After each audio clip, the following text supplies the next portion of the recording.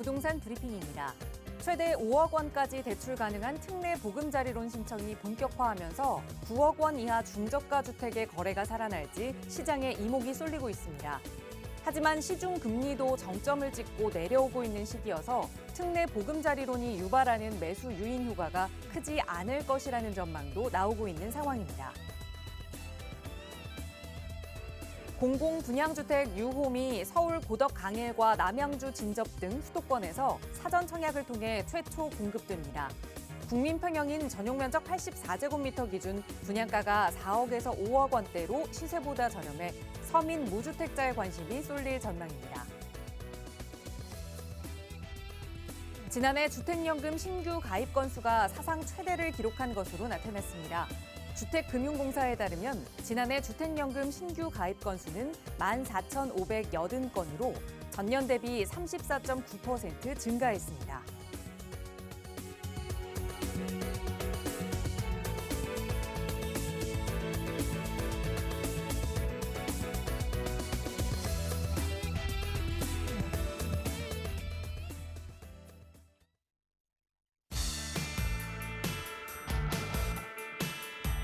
여러분 안녕하십니까? 부동산 고민 무엇이든 물어보세요. 1부 진행의 김진주입니다. 한 해가 시작되고 그리고 뭔가 새롭게 결심해야 하는 계절이 추운 겨울이 아니라 봄 아니면 따뜻한 초여름쯤 됐다면 어땠을까요? 우리가 새해 시작하면서 했던 여러 가지 결심들 있죠. 아침에 일어나면 좀 운동을 가야지. 그런데 하기에는 또 너무 춥고요. 나트륨을 좀 줄여서 짜게 먹지 말아야지 하지만 또 따뜻한 국물이 땡기는 그런 추운 날씨가 이어지고 있습니다. 뭔가 이렇게 새롭게 시작하기에는 걸림돌이 많은 그런 날씨긴 하지만 그래도 이 결심만큼은 지금 당장 해볼 수 있을 것 같아요. 올해는 부동산으로 성공 투자해봐야지. 그 결심 잘 지키실 수 있도록 오늘도 저희가 함께하겠습니다. 시청하시는 누구나 이용하실 수 있는 무료 상담 전화로 고민 이야기 나누고 있어요. 서울 지역번호 02-2638-3972번 누구나 이용하실 수 있고요. 문자 편하신 분들 위해서 유료 100원의 상담 문자 샵 3989번도 열어두고 있으니까 언제든 편한 방법으로 저희와 함께 하시기 바랍니다. 자, 그럼 오늘도 부자 되는 여러분의 부동산 고민 속으로 지금 바로 출발합니다.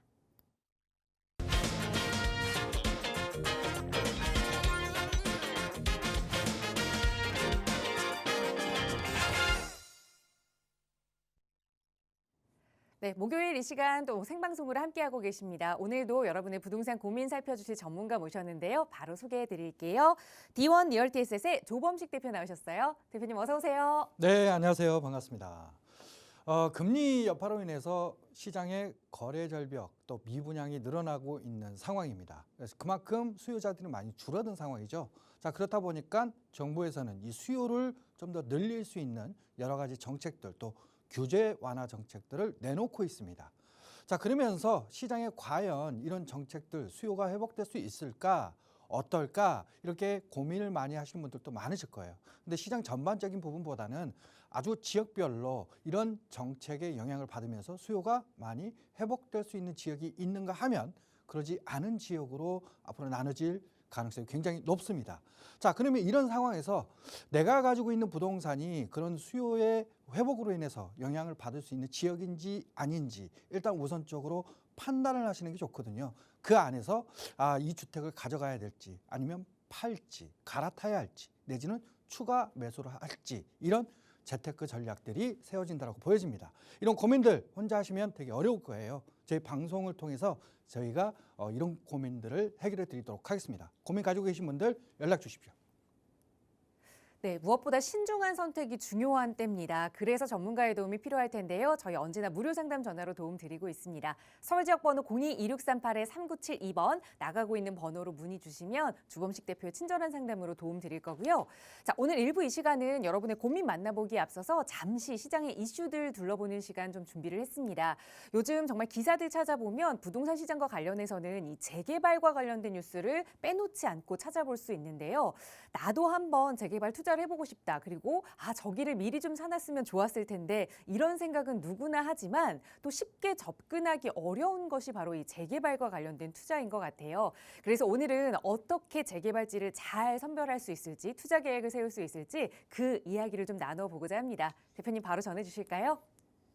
네, 지금 시장 상황을 보면 굉장히 시장 가격이 좀 하락했고 또 거래도 이루어지지 않고 있는 그런 상황입니다. 자, 이런 상황에서도 서울권 같은 경우에는 특히나 굉장히 많은 개발 계획을 세우고 있고 또 재건축, 재개발 같은 이런 개발을 활성화시키는 정책들이 나오고 있거든요. 한쪽에서는 시장이 굉장히 좀 안 좋은 분위기인데 또 한쪽에서는 굉장히 많은 개발 바람이 불고 있다는 겁니다. 자, 그 이유는 자, 서울에 굉장히 공급이 부족한 상황이거든요. 지금도 평균 한 25만 가구가 부족하고 앞으로 4, 5년간 추가적으로 공급을 늘려줘야 되는 이런 상황에 있습니다. 자, 이런 상황이다 보니까 서울에서 공급을 늘려줘야 되는데 공급을 늘릴 수 있는 방법이 굉장히 서울은 제한적이라는 거죠. 특히나 기존에 있는 주택들을 허물고 다시 아파트로 지어야 되는 이런 지역들 거의 대부분이 다 서울인데요. 서울 같은 경우에 이 재건축을 통해서 새 아파트가 나온다면 또 한쪽 측면에서는 재개발을 통해서 새 아파트가 만들어지기도 합니다. 그런데 지금까지 이 재개발을 통해서 서울에 공급됐던 공급량을 보면 굉장히 심각한 상황이라는 거예요. 표를 보면 과거에 재개발을 통해서 연평균 공급이 됐던 게 2020년까지는 평균적으로 1만 2천 가구 정도가 꾸준히 재개발을 통해서 신규 아파트로 공급이 됐었습니다. 자, 그런데 지금 현재 1만 2천여 가구보다 훨씬 더 적은 공급이 진행되고 있는데 문제는 앞으로예요.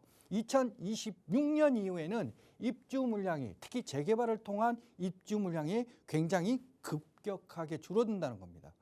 자, 서울에 지금 현재 공급이 굉장히 부족한 상황인데 재건축 지금 시작하더라도 10년, 15년 이렇게 걸리거든요. 또 재개발도 마찬가지입니다.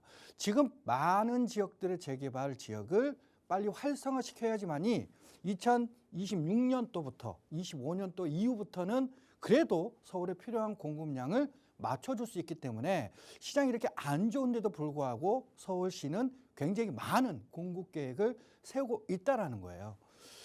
특히나 그러면 서울에서 그러면 어떠한 노력들을 하고 있느냐? 자, 서울에서는 재개발 계획들, 우리가 일반적으로 생각하는 재개발, 재건축이 있죠.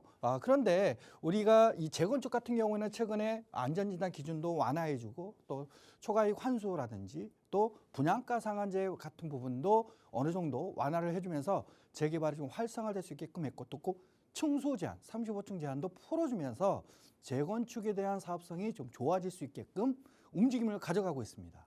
근데 이 재개발 같은 경우에는 실제로 서울의 저층 주거지 5층 이하의 낮은 층들이 있는 이런 주거지들이 허물려서 아파트로 만들어지는 거거든요. 근데 서울의 이 저층 주거지 중에서 과거에 이 재개발을 할 수 있는 기준을 맞추는 지역이 13%밖에 되지를 않고 있었습니다. 13% 지역을 다 재개발을 하더라도 앞서 봤던 재개발을 통한 이 공급 물량을 채워줄 수가 없는 상황인 거죠. 자, 그래서 서울시에서는 다양한 신규 재개발 방식들을 내놓고 있는 상황입니다. 특히 이제 재개발 같은 경우에도 평균 10년 이상씩 15년 뭐 많게는 20년까지도 걸리는 지역들도 있거든요. 그래서 이 속도를 좀 빨리 하자. 왜냐?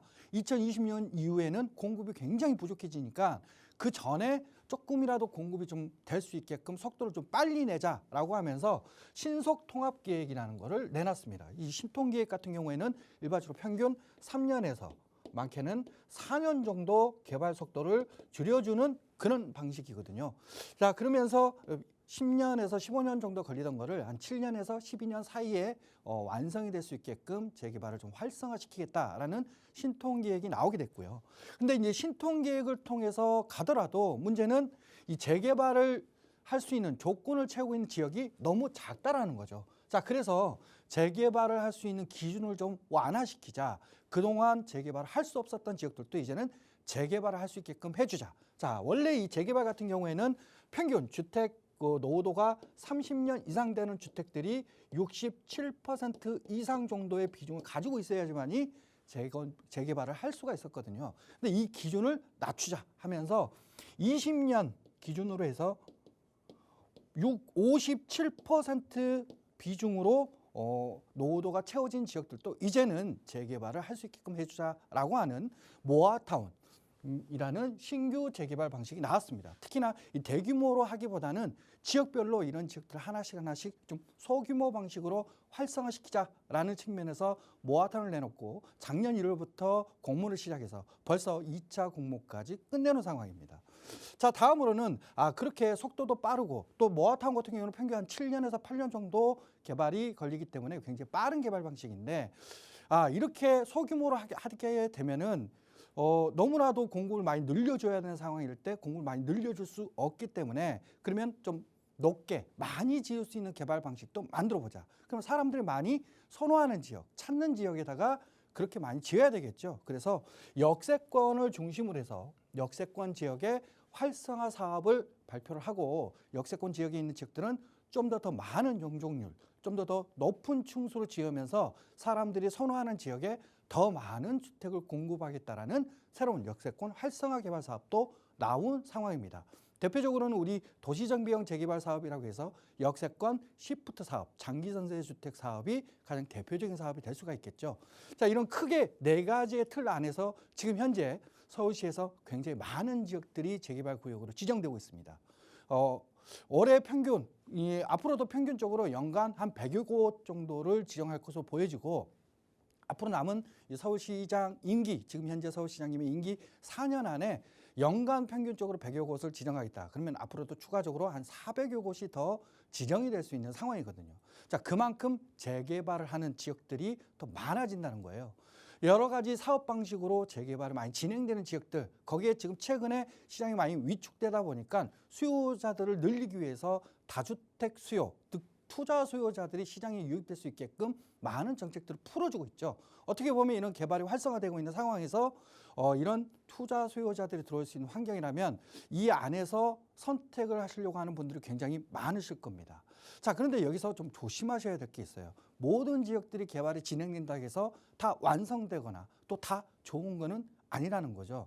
우리가 과거에 뉴타운 개발 사업이 2002년도부터 본격적으로 진행됐던 시기가 있습니다. 그때도 이제 시범 뉴타운을 포함해서 2차, 3차 뉴타운까지 진행되고 그때 당시에 지정된 구역만 하더라도 재개발 구역이 683개 구역이 지정될 만큼 굉장히 많은 지역들이 재개발 구역으로 지정이 됐어요.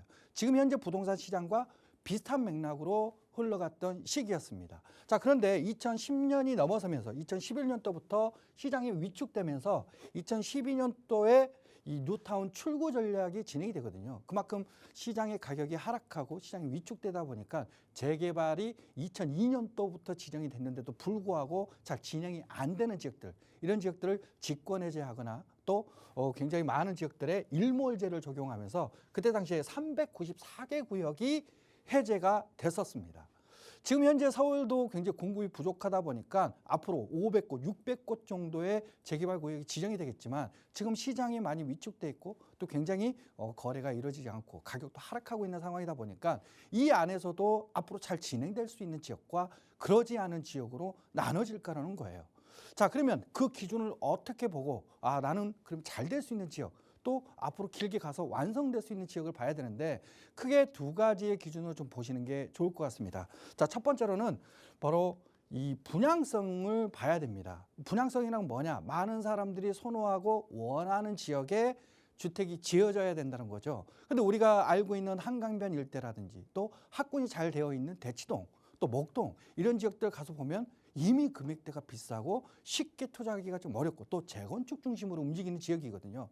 자, 그러면 앞으로 내가 이런 지역들 어디가 있을까라고 본다면 가장 중요한 건 지금은 중심권이 아니고 지금은 업무타운이 없는 지역이지만 향후 앞으로 재개발과 함께 개발이 진행되면서 많은 직장인들이 들어서고 많은 사람들이 살고 싶어하는 선호 지역으로 바뀌는 지역들을 미리미리 선점 투자하는 게 가장 좋다라는 겁니다. 자, 그러면 그런 지역들을 어떻게 할 수가 있느냐? 바로 서울시에서 2040 도시기본계획을 통해서 앞으로 2040년도까지 서울의 중심지 또는 이 업무타운을 만드는 그런 산업 거점에 대한 개발 계획을 발표를 했는데요. 크게 4가지의 축 지역으로 나눠집니다.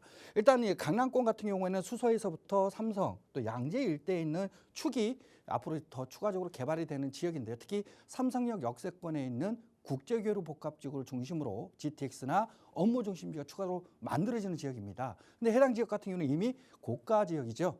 자, 그 다음으로는 이 위쪽에 보면 바로 강북에서부터 성수까지 연결되는 창동 상계에서 성수까지 연결되는 축인데요. 성수동 같은 경우에는 지금 현재 성수동의 한강변 일대 저층 주거지들이 재개발 움직임을 가져가고 있기 때문에 이런 지역들이 또 하나의 투자 포인트가 될 수가 있는 거고요. 특히나 이제 광운대 그리고 청량리 역세권 그리고 창동역 이런 지역의 역세권에 있는 재개발 또 재건축 지역들 같은 경우에도 향후 지금은 중심권의 모습이 아니지만 향후 10년 또 15년 이렇게 시간이 지나면 서울의 또 다른 중심지로 변화가 되는 지역들이고 그만큼 많은 사람들이 선호하는 지역으로 바뀔 거라는 겁니다. 자, 다음은 바로 상암과 마곡 일대를 둘 수가 있는데요. 우리가 상암 같은 경우는 이미 주변 지역이 뉴타운으로 좀 개발이 되고 있고 그 안에 신규 아파트들이 지금 현재 입주가 되고 있는 상황이다 보니까 이런 지역들, 이런 아파트들이 굉장히 각광을 받을 수 있을 것으로 보여지고요. 마곡지구 같은 경우에도 직장인 한 17만 명 정도가 유입되는 지역이다 보니까 그 주변 지역 일대에 있는 부동산 가격이 지금보다는 더 가치가 늘어날 수 있는 지역이라고 볼 수 있습니다. 자, 마지막으로는 바로 광화문에서부터 서울역 그리고 용산역까지 연결되는 축과 여기에 연결돼서 여의도와 영등포, 구로까지 연결되는 또 중심축을 둘 수가 있는데요. 어떻게 보면 제2의 강남 소리를 들을 수 있는 용산 그리고 국제 금융지구로 이미 탈바꿈되고 있고 재건축 중심으로 진행되는 여의도 일대 이런 지역들이 또 하나의 가치가 더 늘어날 수 있는 지역이라는 겁니다. 외곽 지역들 그리고 어정쩡한 지역들보다는 이렇게 지금은 좀 허술하고 뭔가 좀 갖춰지지 않은 지역이지만 앞으로 하나씩 서울의 중심지로 변화될 수 있는 지역이라면 이런 지역들이 향후 신규 아파트가 나오더라도 또 분양성이 좋아질 수 있고 또 사업성이 좋아질 수 있는 지역이라고 볼 수가 있는 거죠. 그래서 지금 고민하시는 분들은 이 네 가지 축 안에서 선택을 하시는 게 가장 안전한 전략이지 않을까 이렇게 생각이 듭니다.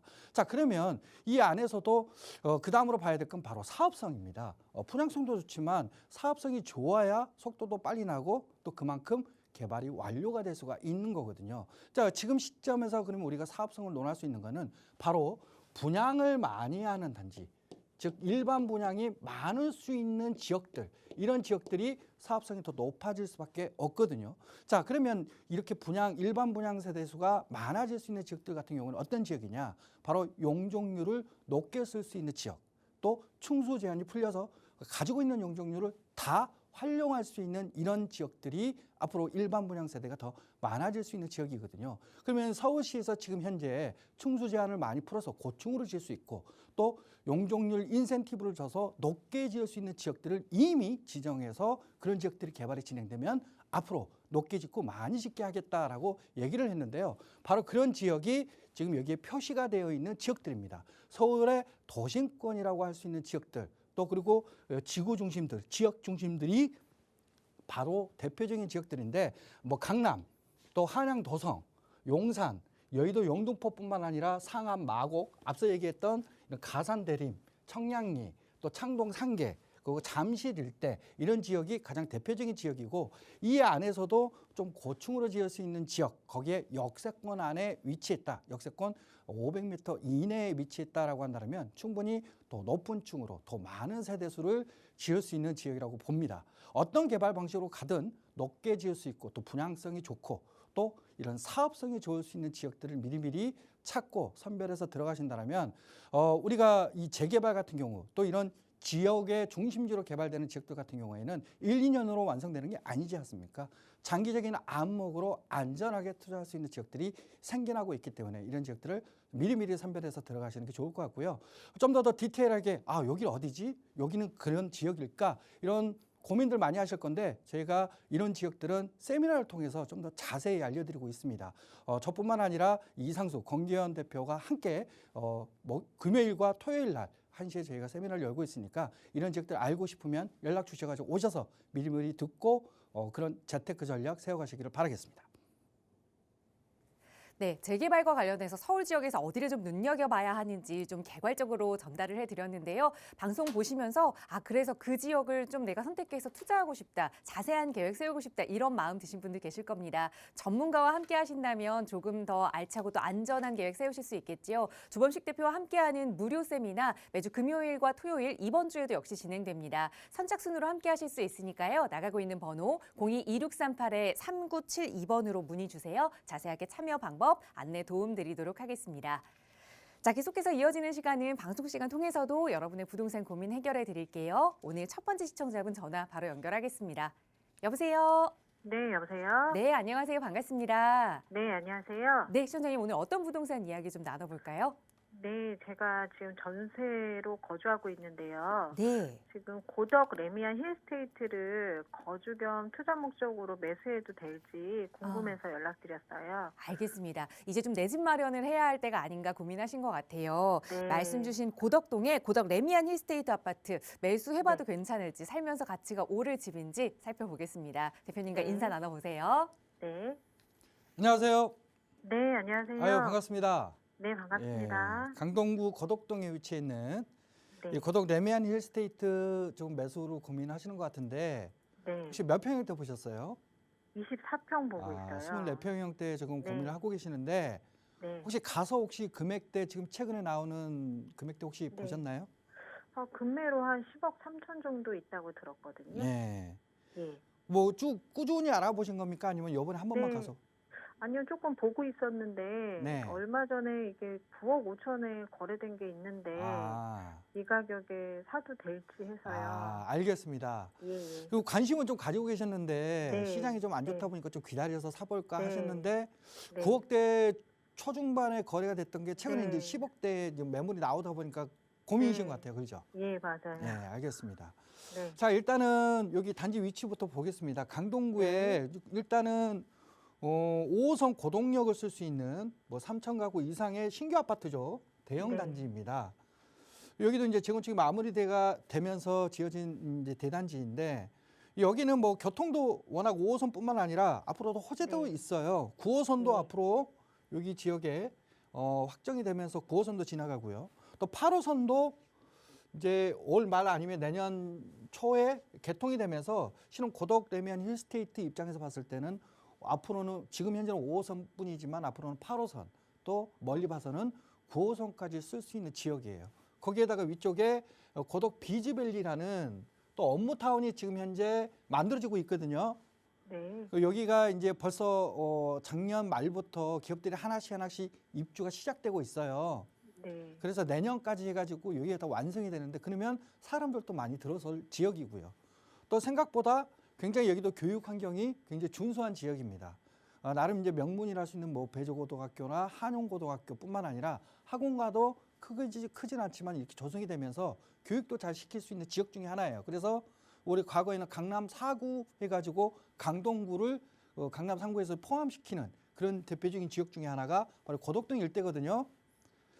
자, 그런데 생각보다 가격이 좀 많이 빠져서 9억대니까 좀 매수해도 좋겠다 이렇게 생각을 했는데 최근에 10억대의 네. 매물이 나오고 있어요. 그죠? 네. 네. 자, 저는 이렇게 생각을 합니다. 우리가 시장 가격을 볼 때요. 네. 시세가 있어요. 시세. 그죠? 네.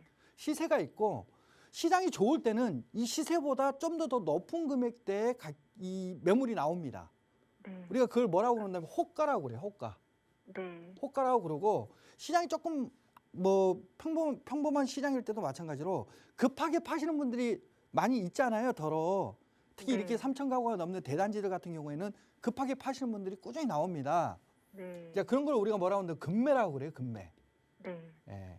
근데 이 금매를 내놓은 것도 안 팔리는 시장이다. 지금처럼 이 거래 절벽이 네. 있는 이런 시장일 때는 초금매라고 해서 굉장히 금매보다도 더 싼 매물들이 시장에 나와요.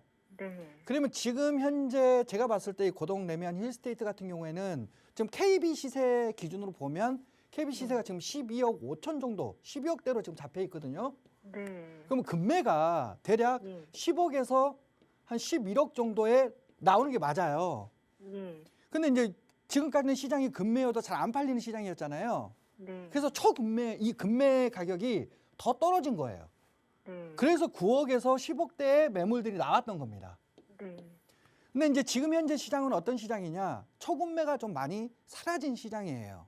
아. 왜 그러냐? 이제 1.3 네. 대책을 통해서 지금 강동구가 규제 지역에서 풀렸잖아요. 그죠? 네. 그리고 뭐 대출에 대한 부분도 많이 풀렸고 10억 뭐 그러다 보니까 실질적으로 이제 초급매가 좀 어느 정도 소화가 되고 또 이 초급매를 팔려고 하셨던 분들이 있잖아요. 네. 급하게 뭐 일시적 2주택이라든지 또 청약을 받아서 기존 주택을 좀 정리를 해야 되는 처분을 해야 되는 이런 분들이 이런 규제들이 풀리면서 네. 당장이 급하게 팔지 않아도 되는 상황으로 바뀌었어요. 그러면서 급매물도 초급매물도 회수가 되고 거기에 기존에 있던 그 초급매들이 좀 정리가 되고 또 거래가 되면서 실질적으로 이제는 초급매가 이런 이렇게 규제가 풀린 지역들 같은 경우에는 없어지고 우리가 급매라고 할 수 있는 금액대로 지금 현재 다시 회귀가 되어 있는 상황입니다. 그러면 우리가 기준 시세 기준으로 보면 과거에 여기 고덕 레미안 힐스테이트가 제 기억으로는 이 24평이 가장 비쌀 때가 얼마였다면은 14억 5천 정도 했었어요. 네. 네. 근데 그게 지금 현재 시세 기준으로 한 12억 정도 빠진 거고 시장에 네. 나오는 매물은 10억에서 11억대로 더 낮은 금액대에 나오고 있는 겁니다. 네. 좀 다소 좀 초급매 있을 때 그때 매수했으면 좋았을 것 같은데 네. 그러지는 못해서 조금 아쉽긴 하지만 네. 저는 여기가 앞서 얘기했던 이런 9호선 호재, 또 8호선 개통 호재, 또 고덕 비즈밸리, 그리고 주변의 환경 이런 것들을 따져봤을 때는 네. 지금 과거의 정고점, 최고로 비쌌던 시점에서 봤을 때는 그래도 한 4억 정도가 빠진 상황이거든요. 예. 그럼 어느 정도 가격이 어느 정도 조정이 됐다라고 저는 좀 판단이 돼요. 네. 그 이제 초급매가 지금 사라진 상황이다 보니까 이 금액대에서 좀 더 많이 받기는 이제는 좀 어렵지 않을까. 아, 이렇게 생각이 예. 좀 들어서 지금 네. 시점이라도 좀 매수를 하실 수 있다면 매수하시는 게 좋은데 이게 실고자 하시는 거잖아요. 그죠? 네. 네. 그럼 뭐 대출도 활용하실 생각이신가요? 네. 네. 맞아요. 자, 그렇다라면 저는 네. 지금 금리 물론 이제 시중 금리도 좀 낮아지고 있는 상황이긴 하지만 네. 우리가 이제 기준 금리가 당장이 떨어지는 건 아니잖아요. 그죠? 네. 그래서 올 말까지는 계속 고금리가 지속화 될 것 같아요. 네. 그럼 시중 금리가 어느 정도 빠다가 결국에는 이제 금리도 보합으로 쭉 갈 것으로 예상이 되고 있거든요. 네. 그러면 이 대출을 받게 되면 굉장히 부담이 커지잖아요. 그죠? 네. 부담이 큰 시기니까 좀 대출 부담을 줄일 수 있는 그런 대출 상품을 좀 활용하시는 게 좋을 것 같고 이번에 네. 특례 보금자리 나왔거든요. 네. 네. 그게 이제 특례 보금자리론을 좀 활용하시면 아무래도 네. 3%대 고정금리로 쓸 수가 있기 때문에 네. 그거를 좀 활용하시면 좋을 것 같은데 이 특례 보금자리의 기준이 KB 시세로 9억이 기준이에요. 아, 예. 예. 근데 여기는 이제 24평이라 할지라도 뭐 KB 시세가 뭐 시장에 나오는 지금 금매물은 10억대지만 네. 지금은 KB에 기록되어 있는 시세는 12억대거든요. 네. 그러니까 여기는 뭐 특례 보금자리를 활용하기가 좀 어렵거든요. 네. 그러니까 여기도 뭐 매물이 좀 그래도 뭐 대단지다 보니까 좀 쌓여 있으니까 네. 급하게 하시지 마시고 이런 대출이나 이런 것도 좀 알아보시고요. 예. 그게 좀 부담스럽다라고 네. 한다라면 여기 그 상일동역 있죠? 네. 여기 북쪽에 보면은 이 고덕 리엠파크라는 아파트 단지가 있어요. 예. 이 단지가 입주된 지는 그래도 한 20년 가까이 좀 됐어요. 기존 단지긴 한데 네. 네. 여기 24평짜리가 지금 아직 저렴한 상황이거든요. 예. 충분히 9억대 미만의 특례 보금자리를 좀 활용할 수 네. 있는 그런 금액대입니다. 네. 8억대 정도 내외니까 네. 여기 가서 보시고 고덕 네. 리엠파크 있죠? 네. 여기도 가서 보시고 네. 그렇게 해서 나는 그래도 레미안 힐스테이트가 좋다. 그리고 좀 네. 이 정도 무리해도 내가 좀 감당이 된다라고 한다면 이거 대출 네. 받으셔서 매수하시고요. 네. 요 정도에도 내가 괜찮을 것 같다. 고덕 리엠파크 그리고 대출 부담이 너무 크다라고 한다면 리엠파크 쪽도 한번 고려해 보시기를 저는 추천드릴게요. 아, 예, 예. 예. 감사합니다. 예. 네. 네, 조금 서둘러서 초급매를 매수했으면 더 좋았겠지만 지금이라도 매수해도 괜찮다 조언 드리면서 대출 부담을 좀 줄일 수 있는 그 근방의 아파트도 함께 일러드렸으니까요. 비교해보시고 꼭 좋은 내 집 마련하시기 바라겠습니다. 자, 나가고 있는 무료 상담 전화로 여러분 고민 전문가와 함께 이야기 나누실 수 있어요. 02-2638-3972번으로 함께하고 있고요. 다음 전화 연결하겠습니다. 여보세요. 여보세요. 네, 안녕하세요. 반갑습니다. 네, 안녕하세요. 네, 시청자님 오늘 어떤 고민 이야기 좀 나눠볼까요? 네, 동대문구 네. 인문동 이문대우 푸르지오 매도 후에 네. 노원구 월계도 한진 하나를 갈아타기 매수권 상담받고 싶어서요. 네. 그럼 지금 말씀 주신 이문 대우 푸르지오 아파트에 거주하고 계시는 거예요? 네, 네, 살고 계시는 집인데 동대문 이문 대우 푸르지오를 매도한 후에 말씀 주신 노원구 월계동에 한진 한화 아파트로 좀 이사를 가보면 어떨지, 그러니까 투자 목적으로 조금 더 이게 나은 게 아닐지 보시는 것 같아요. 바로 한번 살펴보겠습니다. 대표님과 인사 나눠보세요. 안녕하세요. 안녕하세요. 네, 일단 그 이문 대우 푸르지오 있죠. 네, 여기 거주하고 계세요? 네, 예, 거주하고 계시고 몇 평일 때 거주하고 계십니까? 45평. 45평일 때. 그럼 한진 하나 그랑빌도 같은 동평일 때로 가시는 거예요? 한진 하나 34평으로. 아, 30평일 때 좀 사이즈 좀 줄여서 한진 하나 그랑빌 쪽으로 좀 갈아타게 하는 게 어떨까 이거 고민하고 계신 거네요. 네, 예, 알겠습니다.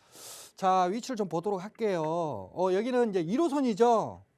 1호선 신이문역 역세권에 위치해 있는 아파트 이문 대우 푸르지오 아파트가 위치해 있고, 한진 하나 그랑빌은 1호선 이 광운대역 역세권에 위치해 있는 이 지역에 있는 단지입니다. 그래서 어떻게 보면 굉장히 비슷한 공통점을 좀 가지고 있는 입지를 가지고 있는 두 단지거든요. 일단은 이 1호선 뭐 신이문역과 광운대역을 쓸 수 있다는 1호선을 좀 활용할 수 있다는 부분. 또 두 번째로는 여기에 중랑천이 흐르고 있어요. 네. 그래서 이 중랑천을 끼고 있는 지역이에요. 두 단지 모두. 그리고 그 다음으로는 이 중랑천 일대 이 동부간선도로 있죠. 이 동부간선도로가 앞으로 이렇게 지하가 됩니다. 지하 터널이 생기면서 그러면 그 수혜를 받을 수 있는, 즉 이 중랑천의 이 동부간선도로의 영향을 받을 수 있는 지역에 있는 이 두 단지예요. 그래서 입지는 거의 비슷하고 호재도 거의 비슷한데 약간 안 좋은 환경도 비슷합니다. 그게 어떤 거라면 바로 여기에는 위쪽에는 이 광운대역 역세권과 이 신이문역 역세권에는 철도 차량 기지가 위치해 있어요. 네. 그래서 이제 철도 차량 기지가 있다라는 것도 이런 안 좋은 입지. 실은 여기 이제 철도들이 왔다 갔다 하면 이 지상철이거든요. 여기가 다.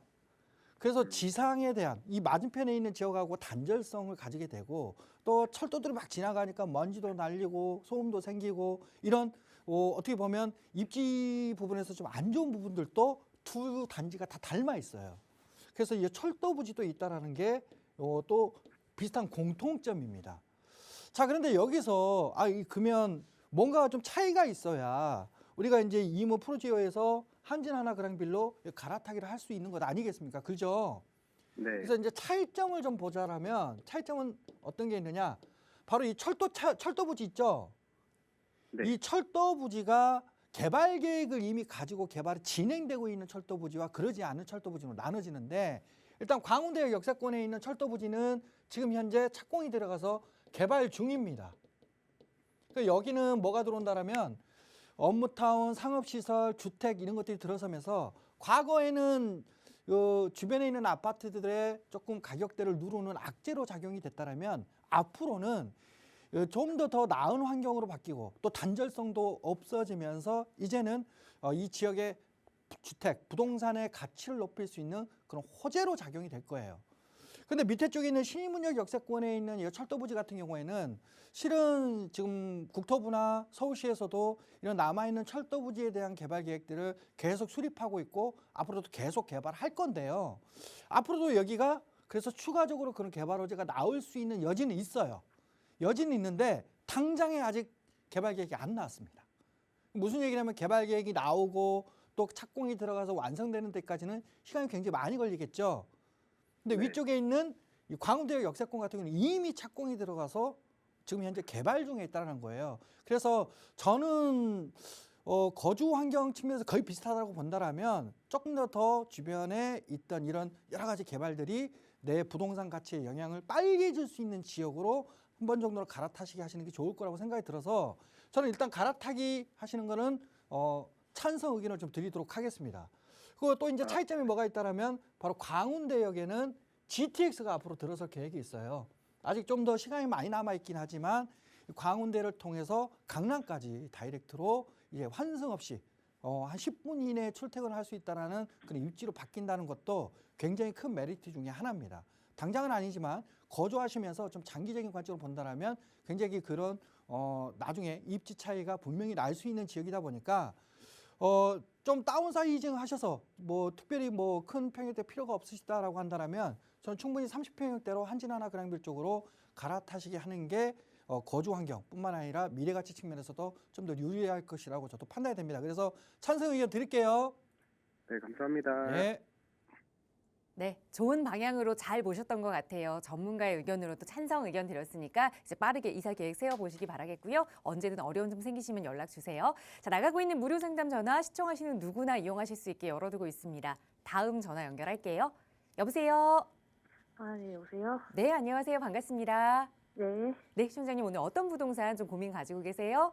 고양시 일산 서구 대화동인데요. 네, 성저마을 3단지 풍림인데, 네, 그리고 투자 목적으로 보유 중인데 향후 아. 전망 좀 알고 싶습니다. 네. 그러면 지금 전세를 좀 주고 계실까요? 네, 전세 주고 있습니다. 정말 투자 목적으로만 보유하고 계시는 건데 고양시 네. 대화동에 위치한 성저마을 3단지 아파트 계속 네. 좀 가져가 볼 만한 투자 가치 있는 아파트인지 좀 살펴보겠습니다. 대표님과 인사 나눠보세요.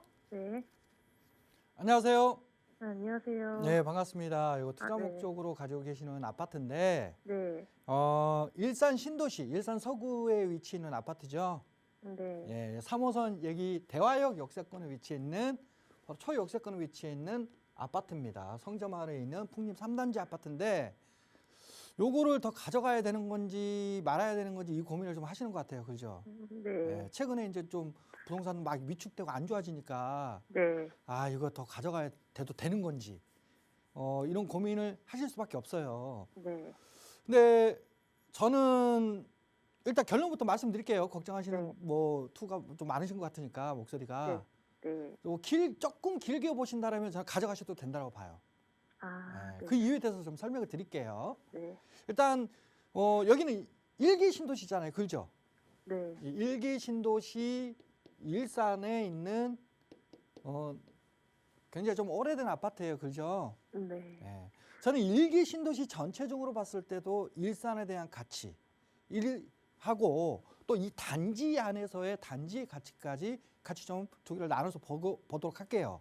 네. 일단 우리가 일기 신도시는 단점이 크게 두 개가 있었어요. 첫 번째는 뭐냐? 서울에 좀 많이 떨어져 있는 지역이다 보니까 서울에 출퇴근도 좀 어렵고 또 자족 기능도 없고 막 이런 과거에 그런 상황이다 보니까 배드타운이라는 인식이 굉장히 많고 실제로도 배드타운이었습니다. 네. 그 두 번째로는 아파트가 좀 오래됐다는 거예요. 네. 거의 이제 30년이 됐잖아요. 그렇죠? 그래서 노후된 아파트가 많다. 이게 이제 가장 큰 문제점이었고 그러다 보니까 일기 신도시가 막 입주되고 뭐 인프라 막 생기고 막 이럴 때는 굉장히 높은 가격대 하다가 지금 가격대가 좀 많이 빠져 있는 상황이잖아요. 네. 근데 우리가 일기 신도시 하면 이제 크게 이제 5개의 신도시를 들 수가 있습니다. 네. 그러면 이 일기 신도시를 우리가 보자라면 첫 번째로 이제 분당이 있죠, 분당. 그죠? 네. 그 다음이 평촌이 있어요. 그리고 이제 일산, 또 3번, 그 다음 이제 중동 이런 지역들이 네. 있는데 네. 제가 이렇게 순서대로 쓴 이유는 이 순서대로 가격대가 형성돼 있어요. 그 이유가 뭐냐?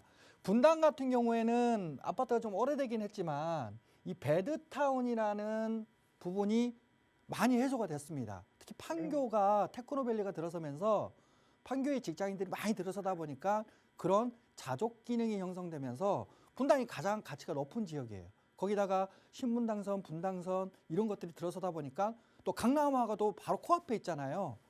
그러다 보니까 이제 서울에 대한 출퇴근이 가장 좋은 지역. 그러다 보니까 분당이 지금 가장 좋은 지역이고 그 다음으로는 이제 4호선을 통해서 출퇴근이 편한 평촌, 또 교육도 좋죠. 거기에다가 최근에 이제 과천지식정보타운이라는 자족 기능이 생기면서 그 영향을 받을 수 있는 지역이 바로 평촌입니다.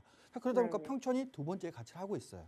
그리고 일산, 3번, 중동 같은 지역들은 뭐 노선이 형성되긴 했지만 서울의 출퇴근이 이 두 지역에 비해서는 압도적으로 좀 오래 걸리는 지역이었습니다. 그래서 이렇게 분당, 평촌처럼 가치가 높은 지역은 아니었어요. 근데 최근에 이 일기 신도시들이 조금 이렇게 탈바꿈이 되고 있어요. 일단 첫 번째로는 서울의 출퇴근이 좀 편해야 되잖아요. 그죠? 네. 그래서 이 5개의 신도시가 다 GTX가 지나가는 지역입니다. 그럼 뭐 분당 같은 경우는 A 노선, 평촌 같은 경우에는 C 노선, 일산은 A 노선, 3번은 C 노선, 그리고 중동은 B 노선이거든요. 네. 그래서 앞으로 이렇게 GTX를 연결해 주는 거는 그 이 일기 신도시가 가지고 있던 약점들을 조금 더 이렇게 케어해서 이제는 출퇴근이 좀 편할 수 있고 서울에 있는 직장인들이 넘어가서 살 수 있게끔 만들어주기 위해서 그런 건데 네. 실은 여기에서 효과를 볼 수 있는 지역은 분당하고 평촌 같은 경우는 지금도 서울 출퇴근 편하거든요. 네. 그럼 서울 출퇴근이 되게 불편했는데 편해지는 지역들이 이 세 지역이고 이 중에서도 가장 빨리 GTX가 개통이 되는 지역이 어디냐? 바로 일산입니다. 네. 일산이 A 노선이 지나가는데 A 노선이 내년이면 개통이 돼요. 네. 그럼 내년에는 이제 서울에서 출퇴근할 수 있는 서울 쪽으로 굉장히 빠르게 할 수 있는 그런 지역으로 바뀌는 겁니다. 20분 내에 출퇴근할 수 있는 지역으로. 네. 그만큼 서울에서 수요가 많이 넘어오겠죠. 네. 거기에 일산도 지금 현재 자족 기능을 좀 만들려고 열심히 노력을 하고 있어요. 그게 어떤 거냐면 바로 여기 이제 GTX가 이렇게 지나가는데 바로 이 밑에 쪽에 있는 한강변 쪽에 테크노밸리라든지 장항지구라든지 이런 업무타운 계획이 잡혀 있고 여전히 진행되고 있습니다. 그럼 GTX가 지나가고 또 그러면서 앞으로 여기에 자족 기능까지 만들어지다 보니까 이제 일산이 한 3번 정도, 3번째 정도 했다라면 이제는 평촌이나 아니면 이제 분당 같은 지역으로 이렇게 좀 더 가치가 올라갈 수 있는 그런 전체적인 호재를 가지고 있는 지역이에요. 자, 그러다 보니까 지금 당장 시장이 뭐 고금리로 많이 위축되고 가격이 좀 빠진다 할지라도 조금 장기적인 관점으로 본다면 충분히 가치가 더 상승할 수 있는 지역이 일산입니다. 네. 그리고 이제 그래서 일산 지역은 저는 그래도 좀 길게 본다면 충분히 가져가셔도 된다고 보는데 두 번째로는 이 성저 아파트 단지에 대한 포인트를 좀 봐야 될 것 같아요. 네. 지금 일기 신도시가 제가 아까 노후된 주택이 되게 많다고 그랬잖아요. 그죠? 네.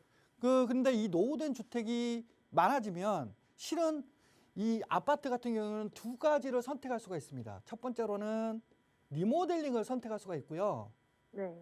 두 번째로는 재건축을 선택할 수가 있어요. 네.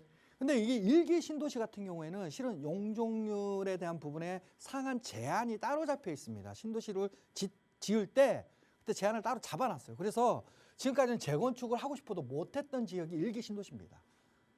그러다 보니까 선택할 수 있는 폭이 리모델링밖에 없죠.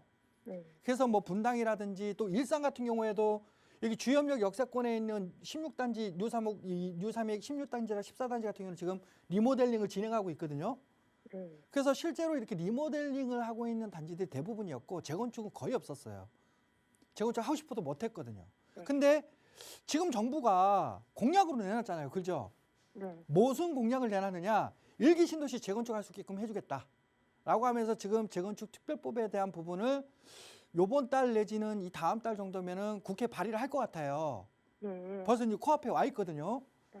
그럼 발의가 돼서 이게 통과가 될지 안 될지는 좀 더 지켜봐야 되겠지만 어찌됐든 이게 공약이었고 또 여야가 모두 다 필요하다라고 생각을 하고 있기 때문에 저는 좀 수월하게 통과될 수 있을 거라고 예상을 하고 있습니다. 네. 그럼 이게 통과가 되면 이제 재건축도 좀 수월해지는 지역으로 바뀌어요. 네. 그러면 우리가 재건축이란 건 가장 중요한 게 뭐냐면 기존에 있는 용적률이 많이 낮아야 가장 유리합니다. 그럼 우리가 이제 일기 신도시들 중에서 이 기존에 가지고 있는 평균 용적률이 가장 낮은 지역이 어디냐라고 한다면 일산이에요. 일산이 용적률이 가장 낮은 지역이거든요. 그러다 보니까 재건축 특별법이 발의가 돼서 재건축을 할 수 있는 용적률 상한이 없어지거나 하게 된다라면 충분히 이렇게 재건축 바람이 불 수가 있는 지역이 일산 신도시예요.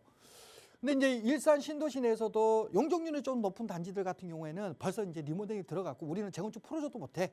이런 단지들은 이미 진행이 됐고 지금 현재 용적률은 낮은데 리모델링 움직임을 안 가지고 가고 있는 단지들 같은 경우에는 조금 시장의 흐름을 좀 지켜보고 있는 상황이라고 봅니다.